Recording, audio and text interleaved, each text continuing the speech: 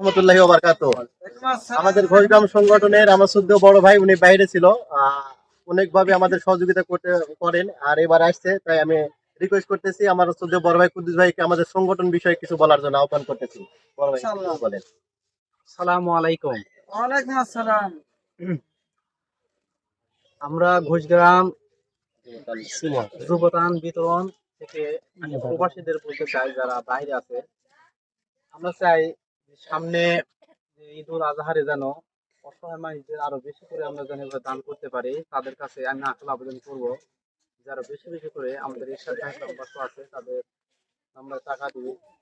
আর সকলের কাছে আমাদের একটা আবেদন, এই আমাদের অল্প কিছু দানের বিনিময়ে আপনারা আমাদের জন্য মন প্রাণ খুলে দোয়া চাবেন।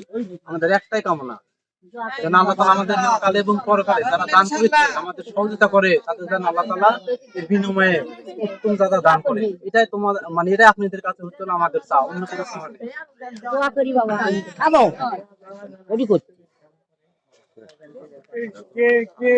ঘোষগ্রাম যুবতান বিতরণ সংগঠন স্থাপিত 2017। আজকে 26/3/2025 সাল। আমরা ঘোষগ্রাম